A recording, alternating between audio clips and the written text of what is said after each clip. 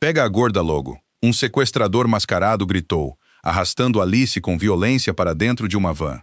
O chefe da facção rival estava convencido de que seria fácil torturar a arquivista gordinha para descobrir uma fortuna roubada do crime organizado. Ele não fazia ideia de que Rafael, o temido chefão da máfia que a adorava, já estava jogando sua SUV blindada contra o veículo deles. Ele não imaginava que aquele monstro estava prestes a dizimar toda a sua equipe. Antes de continuarmos essa história, eu tenho um pedido carinhoso para vocês.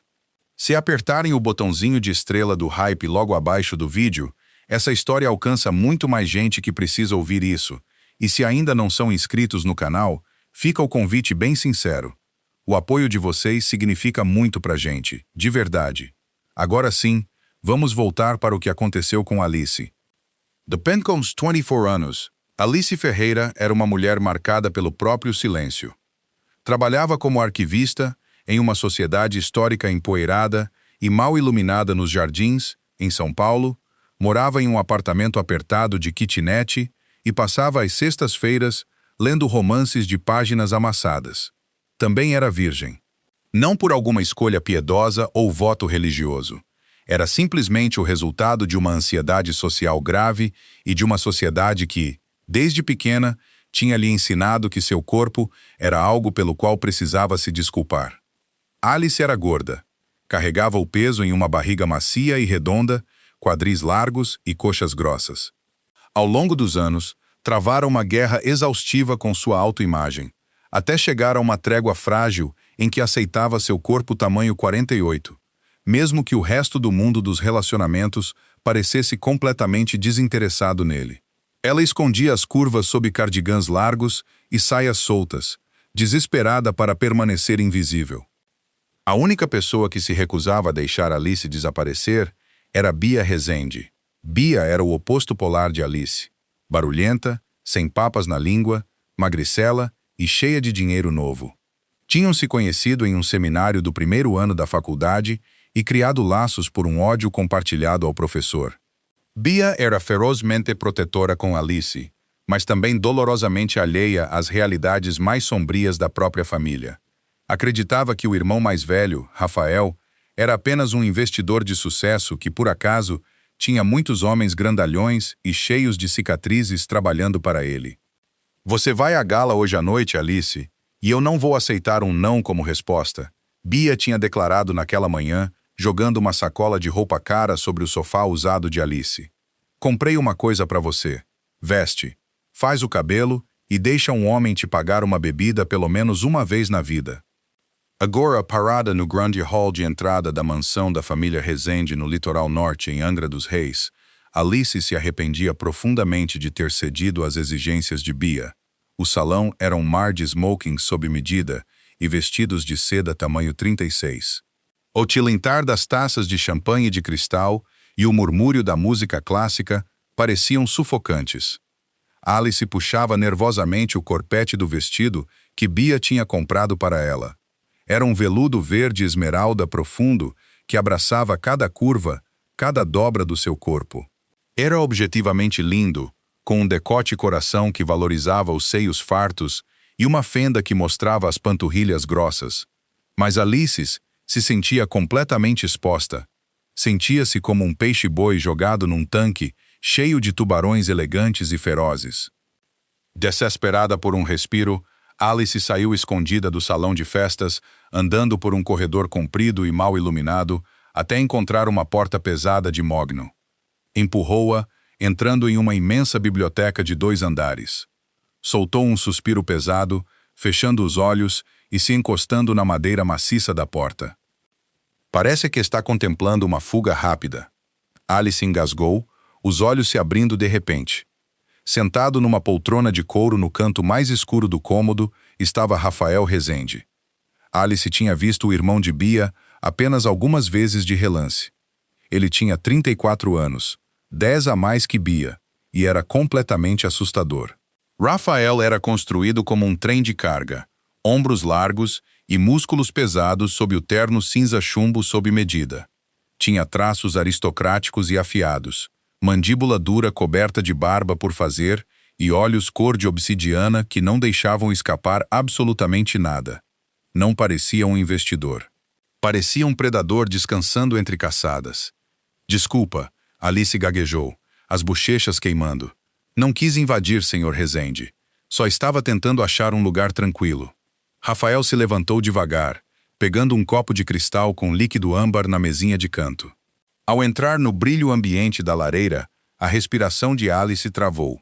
Havia manchas escuras e vermelhas nos nós dos dedos da mão direita e uma listra visível de sangue manchando o punho impecavelmente branco da camisa social. Ele percebeu que ela olhava para o sangue. A expressão não mudou, mas os olhos escureceram.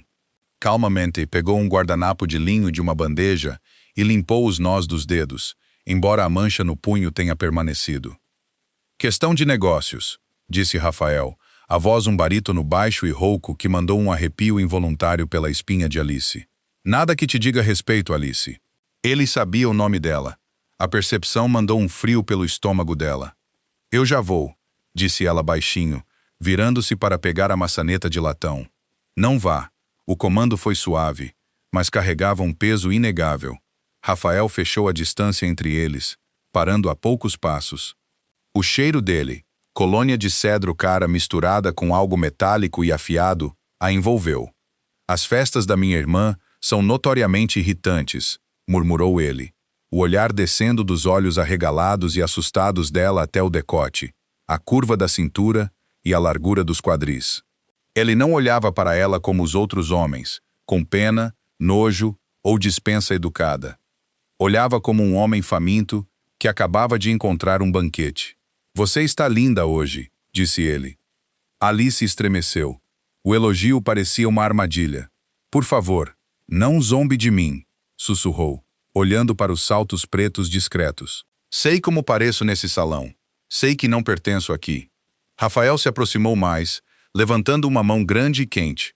Hesitou por uma fração de segundo antes de segurar o queixo dela com o dedo indicador, forçando-a a olhar para cima.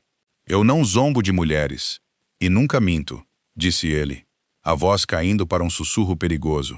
As mulheres daquele salão são fantasmas, frágeis, transparentes, famintas por atenção e status. Você, Alice, você é real, é macia, está trazendo vida para uma casa cheia de cadáveres. Não ouse se insultar na minha frente de novo. O coração de Alice martelava furiosamente contra as costelas. Ninguém nunca tinha falado com ela assim. Ninguém nunca tinha olhado para o corpo dela como se fosse uma obra-prima em vez de um erro. Ela tinha 24 anos, era completamente inexperiente e estava a poucos centímetros de um homem que irradiava perigo letal. Mesmo assim, pela primeira vez na vida, ela não queria se esconder. Antes que o momento pudesse escalar, uma batida seca soou na porta. Um homem de terno preto colocou a cabeça para dentro. Chefe, a limpeza no porto está feita. Precisamos da sua assinatura. A mandíbula de Rafael se contraiu de irritação. Ele soltou a mão do queixo de Alice, deixando a pele dela ardendo onde ele tinha tocado. Já vou, Léo.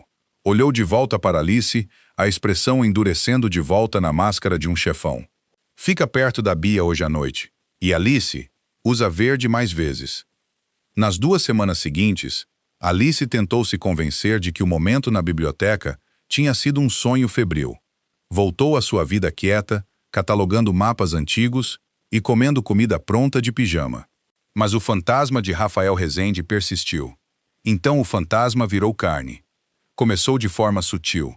Alice voltava do metrô debaixo de chuva forte quando um Mercedes preto e reluzente parou na calçada. Léo, o homem da biblioteca, saiu com um guarda-chuva e insistiu em levá-la pelo resto do caminho. Ordens do chefe, senhorita Ferreira, ele resmungou. 3 dias depois, Rafael entrou na sociedade histórica. Parecia completamente fora de lugar entre as antiguidades frágeis, usando um sobretudo preto de lã sobre um terno escuro. Não a convidou para um encontro convencional. Em vez disso, simplesmente tomou conta do horário de almoço dela, mandando entregar uma farta comida italiana de um restaurante renomado direto na copa. Por que está fazendo isso? Alice perguntou, uma almôndega suspensa no garfo. Você é um homem ocupado, Rafael. A Bia diz que você trabalha 80 horas por semana. A Bia não sabe o que eu faço. Rafael respondeu com tranquilidade, recostando-se na cadeira de plástico da copa. Observava-a comer com uma intensidade fascinante. E estou fazendo isso porque quero. Você me ancora, Alice. No meu mundo, tudo é barulhento, rápido e violento. Você é quieta. Sou chata. Ela corrigiu sem jeito, largando o garfo. Sou uma virgem de 24 anos que passa os fins de semana restaurando livros. Rafael, eu não sei jogar seja lá qual jogo for esse. Não sei ser socialite, nem ter um caso casual. A palavra virgem ficou pairando no ar. Alice fechou os olhos, mortificada por ter deixado escapar aquilo. Se preparou para a desculpa educada, a percepção repentina de que ela dava trabalho demais, era patética demais. Em vez disso, ouviu-o arrastar da cadeira dele. Rafael contornou a mesinha, ajoelhando-se ao lado dela. Foi uma demonstração surpreendente de submissão vinda de um homem que não se curvava a ninguém. Segurou as mãos macias e roliças dela entre as suas, grandes e calejadas. Eu pareço um homem procurando um jogo casual? Perguntou com fervor. Você é intocada, é inteiramente sua. Isso não me assusta, Alice. Me honra. Eu não sou um homem bom. Faço coisas terríveis para manter minha família segura. Mas vou te tratar como uma rainha. Me deixa. Alice estava apavorada, mas assentiu. O romance que floresceu era inebriante. Rafael era profundamente protetor e extremamente atencioso. Não tentou levá-la para a cama. Em vez disso, a cortejou. Beijou-a na chuva do lado de fora do apartamento, as mãos explorando as curvas dos quadris e a maciez da barriga, com absoluta reverência. Fazia ela se sentir desejada, adorada e poderosa. Mas a atenção de um rei sempre atrai os olhos dos inimigos. A destruição brutal que Rafael havia promovido contra uma facção rival no Rio de Janeiro tinha deixado um vácuo de poder e uma facção local vingativa. A família Torres decidiu testar as fronteiras dos Rezende. Enzo Torres, um usurpador impiedoso, logo percebeu que um golpe direto contra Rafael era impossível. O chefão dos Rezende estava bem protegido demais. Mas a arquivista quieta e gordinha que ele visitava toda terça e quinta, essa era um alvo fácil. Aconteceu numa quarta-feira. Alice saía de uma padaria na Bela Vista, carregando uma caixa de canolis. Pretendia surpreender Rafael no escritório dele com aquilo. A rua estava relativamente tranquila. Ao descer da calçada, uma van prateada fez uma curva violenta, os pneus cantando no asfalto. Antes que Alice pudesse reagir, a porta lateral da van se abriu. 3 homens de balaclava saltaram para fora. "Pega a gorda, logo!" um deles gritou. O pânico tomou conta do peito de Alice. Ela deixou cair a caixa da padaria, gritando enquanto mãos ásperas agarravam seus braços, puxando-a para a van. Lutou ferozmente, jogando o peso do próprio corpo para trás, usando o tamanho a seu favor para se ancorar ao chão. Um homem mascarado praguejou, batendo com força no rosto dela. Alice sentiu gosto de sangue, a visão embaçando, mas continuou chutando. Bang, bang! O estampido ensurdecedor de tiros ecoou pela rua. O homem que segurava o braço esquerdo de Alice, de repente amoleceu, uma névoa vermelha espirrando na parede de tijolos atrás dele. Ele caiu. Gritos explodiram entre os pedestres. Os 2 homens mascarados restantes correram de volta para a van, enquanto uma SUV preta descia a rua rugindo, batendo intencionalmente na lateral da van prateada para prendê-la contra um poste. Léo e mais 3 homens fortemente armados saltaram da SUV, armas em punho, abrindo fogo contra a van. Era o caos absoluto. De repente, um par de braços fortes e conhecidos envolveu a cintura de Alice por trás, levantando-a do chão. Ela guinchou, se debatendo até sentir o cheiro de cedro e pólvora. "Eu te peguei. Você está segura. Eu te peguei." A voz de Rafael rugiu por cima dos tiros, tensa de pânico e raiva. Ela a empurrou para dentro de um segundo carro blindado que havia chegado à cena, jogando o próprio corpo enorme sobre ela para protegê-la, enquanto o motorista pisava fundo no acelerador. O carro rasgou as ruas de São Paulo, deixando uma zona de guerra para trás. Alice hiperventilava, lágrimas escorrendo pelo rosto. O rosto latejava violentamente onde tinha sido atingida. Rafael se ergueu, puxando o corpo trêmulo dela para o colo. Não se importava com o sangue no terno nem com o caos lá fora. As mãos dele a examinavam freneticamente, os olhos escuros arregalados com um terror que ela nunca tinha visto nele antes. Eles tocaram em você em algum outro lugar? Machucaram você? Exigiu saber, a voz rachando. Tocou com delicadeza o rosto machucado dela, a expressão se contorcendo em algo completamente demoníaco. Vou arrancar a pele de Enzo Torres dos ossos. Vou queimar toda a linhagem dele até virar cinzas. Rafael, Alice soluçou, agarrando as lapelas do terno dele.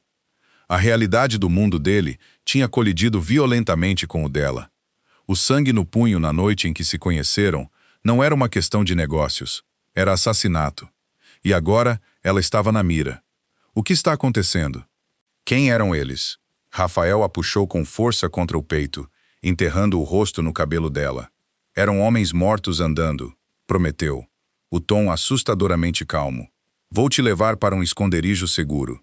Você é minha agora, Alice, e ninguém toca no que é meu. O carro blindado cortou as estradas rurais do interior de Minas Gerais, sem desacelerar, até chegarem a um complexo fortemente fortificado, escondido nas montanhas da Serra da Mantiqueira. O esconderijo era uma fortaleza de pedra que se disfarçava de pousada rústica de caça, completamente cercada por homens armados, patrulhando o perímetro coberto de neblina. Alice tremia violentamente, o lindo vestido esmeralda rasgado na barra, os saltos pretos discretos perdidos em algum lugar da calçada ensanguentada e caótica de São Paulo.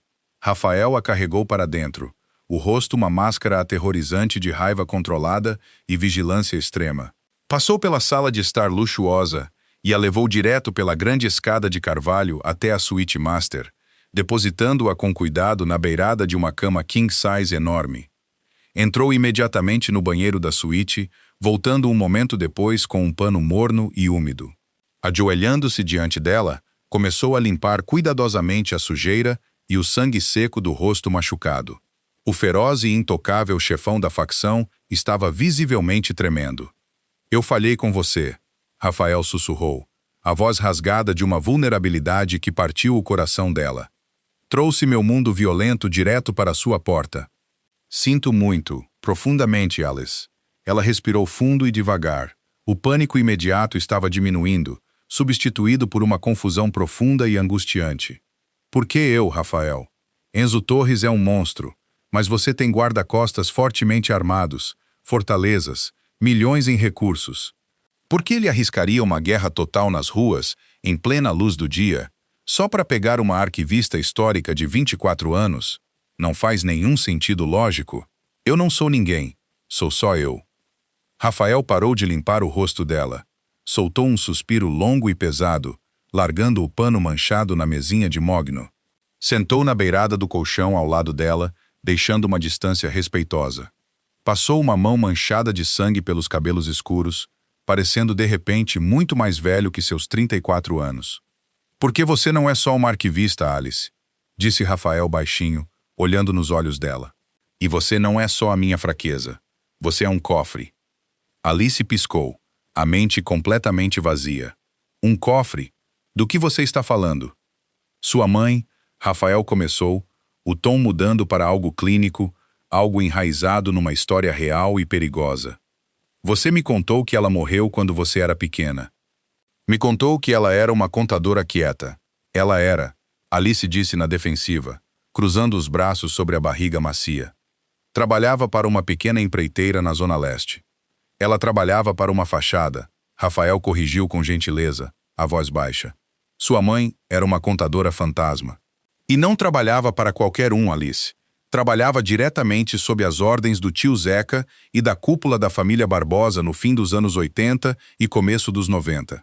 Quando um dos homens de confiança virou delator da Polícia Federal, o submundo inteiro entrou em pânico. Indiciamentos federais voavam durante aquele caos. Milhões de reais do crime organizado desapareceram. Sempre foi uma lenda urbana que uma contadora brilhante conseguiu desviar uma fortuna dos Barbosa, escondendo os números das contas no exterior, antes de desaparecer na obscuridade completa. O coração de Alice martelava contra as costelas como um pássaro preso. O quarto girava violentamente. Tio Zeca, a família Barbosa. Você está falando de coisa real, Rafael. Isso é crime verdadeiro. É história federal.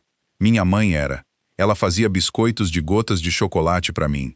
Comprou meu primeiro romance. Ela não podia estar envolvida nisso. As pessoas contêm multidões, Alice. Usam máscaras para sobreviver, disse Rafael com suavidade. O Enzo Torres recentemente conseguiu os diários de um mafioso moribundo. Ele conectou os pontos históricos. Descobriu a identidade real da sua mãe. Ele acredita que, antes de morrer, ela passou a localização daquela fortuna desaparecida dos Barbosa para você. Ele não quis te sequestrar só para me machucar. Quis te sequestrar para arrancar de você, na tortura, os números das contas. Alice sentiu um enjoo violento. Levantou-se andando de um lado para o outro sobre o tapete persa grosso. A vida inteira dela era uma mentira cuidadosamente construída. A pobreza, o apartamento apertado, as lutas financeiras intermináveis, tudo era uma cobertura brilhante e desesperada. Eu não tenho isso, ela gritou, lágrimas de frustração absoluta escorrendo pelos cílios.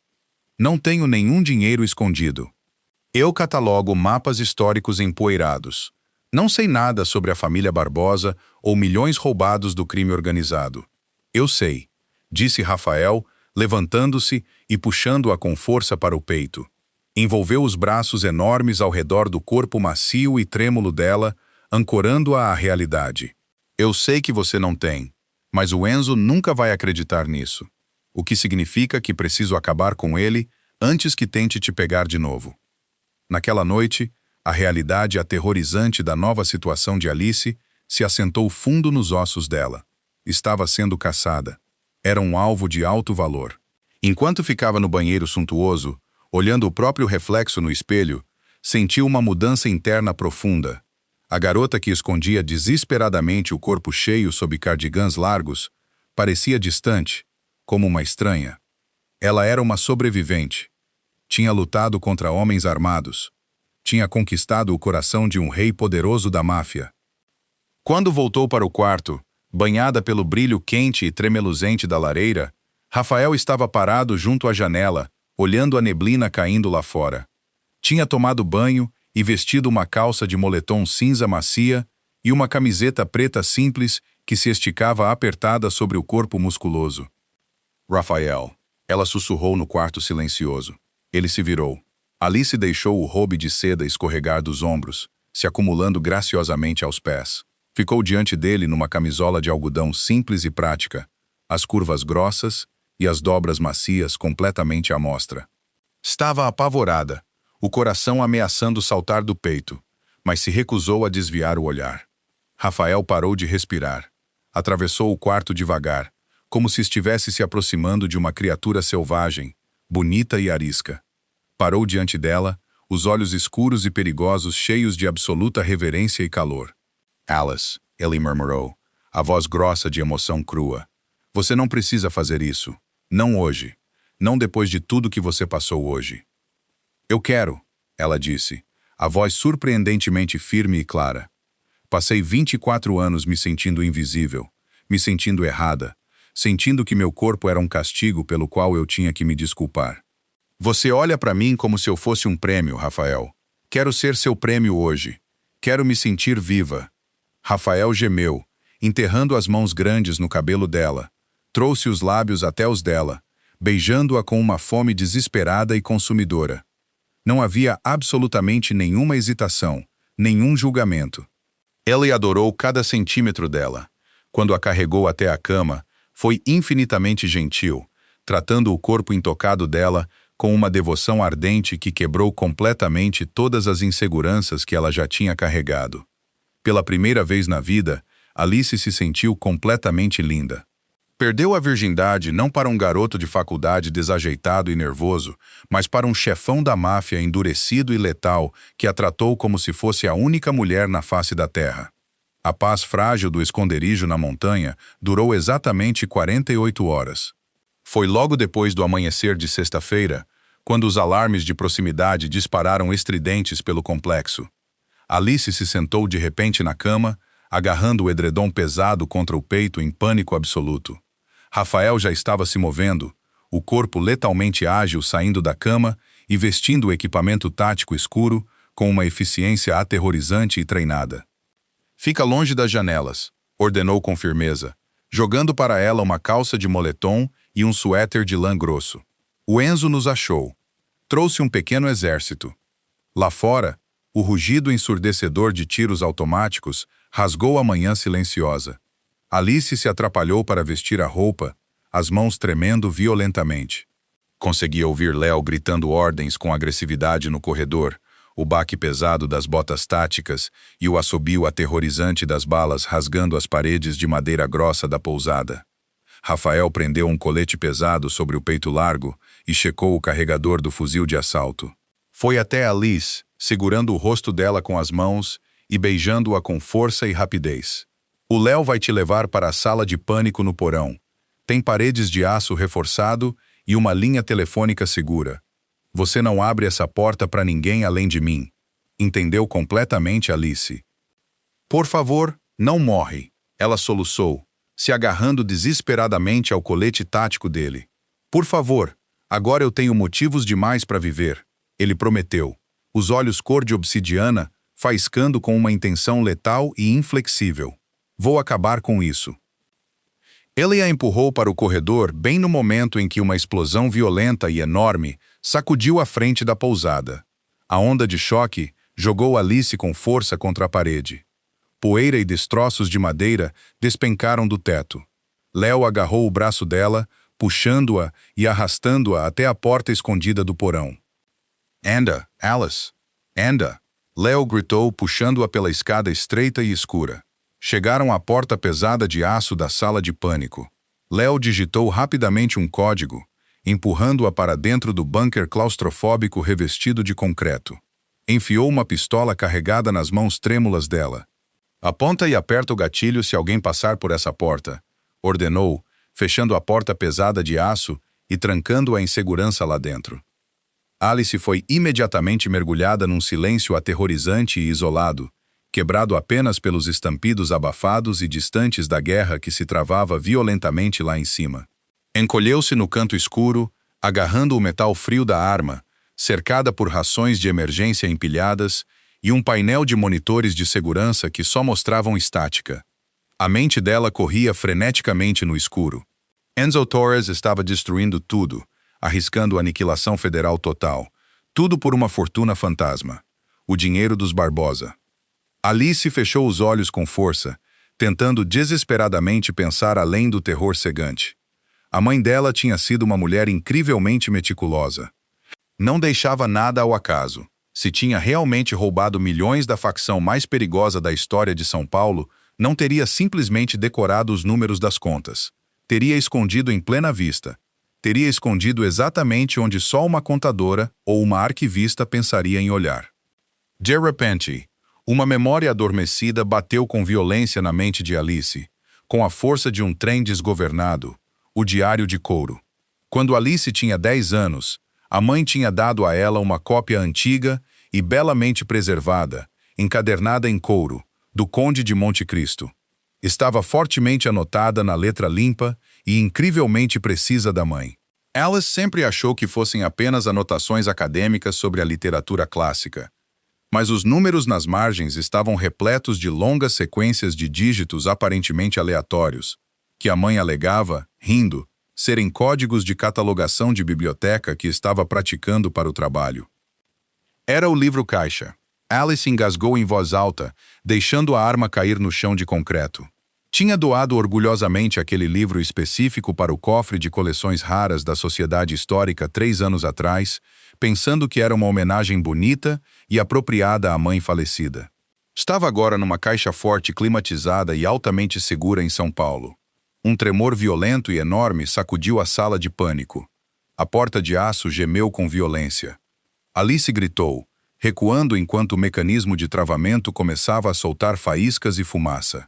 Alguém estava usando um maçarico ativamente nas dobradiças externas pesadas. Os minutos se arrastaram como horas agonizantes, enquanto o metal grosso brilhava num laranja furioso e derretido.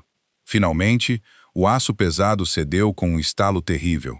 A porta desabou para dentro, levantando uma nuvem espessa e sufocante de poeira de concreto. Alice ergueu a arma, as mãos tremendo violentamente, lágrimas quentes escorrendo pelo rosto pálido. Através da fumaça espessa, uma figura alta entrou no cômodo. Não era Enzo Torres, era Rafael.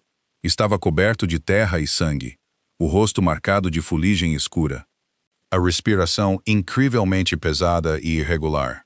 Parecia um demônio aterrorizante saído direto do inferno. Mas para Alice, era um anjo absoluto. Ele largou a arma imediatamente e caiu de joelhos, puxando-a com força para os braços. Acabou, ele ofegou, enterrando o rosto fundo no pescoço dela. O Enzo está morto. A equipe foi completamente resolvida. Você está segura agora. Alice soluçou alto, deixando a arma cair e se agarrando a ele com toda a força que restava. Enterrou o rosto no colete dele, encharcado de sangue, respirando o cheiro intenso de fumaça, cedro e sobrevivência. Rafael, ela balbuciou, a voz rouca e quebrada. Eu sei onde está. O dinheiro perdido dos Barbosa. Eu sei exatamente onde está o livro-caixa. Rafael se afastou, os olhos escuros arregalados de choque genuíno. O quê? É um livro. Uma cópia anotada do Conde de Monte Cristo. Está trancado no cofre de itens raros da Sociedade Histórica.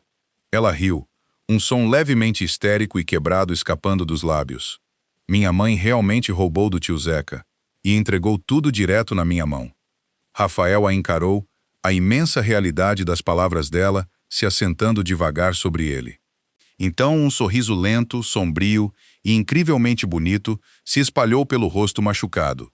Segurou com delicadeza o rosto macio dela, enxugando as lágrimas com o polegar. Você é a criatura mais magnífica e brilhante que eu já conheci, Alice Ferreira.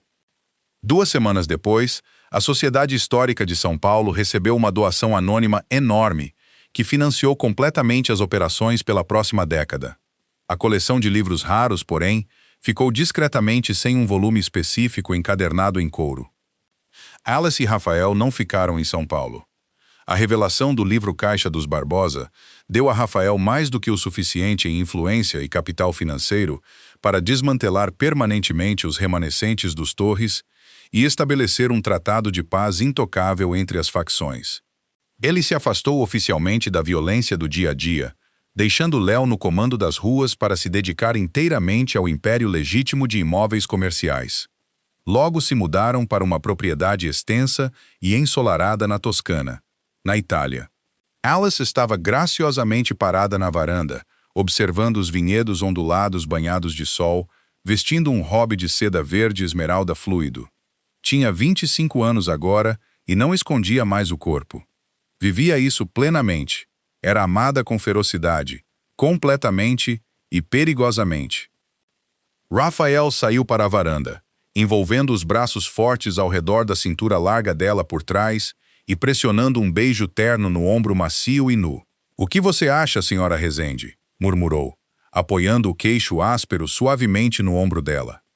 Ela sorriu radiante, se recostando contra a parede sólida e imóvel do peito dele. Olhou para a paisagem tranquila, um mundo distante do sangue e das balas de São Paulo. Um mundo completamente longe do fantasma aterrorizante do tio Zeca e da arquivista quieta e insegura que costumava ser. "Eu estava só pensando", Alice respondeu, apoiando as mãos macias amorosamente sobre as dele, calejadas, que às vezes as melhores histórias de amor são aquelas que começam com um pouco de sangue num terno de grife. Se a transformação de tirar o fôlego de Alice, de arquivista quieta e cheinha para feroz rainha da máfia, prendeu vocês, saibam que vocês não vão querer perder o nosso próximo romance de crime real. Histórias de amor nem sempre são só sol e arco-íris. Às vezes, nascem nas sombras escuras e são forjadas em fogo violento. Deixem o like. Compartilhem essa história incrível, com todos os amigos que amam um romance sombrio e cheio de suspense. E não esqueçam de se inscrever para mais narrativas emocionantes. Até a próxima!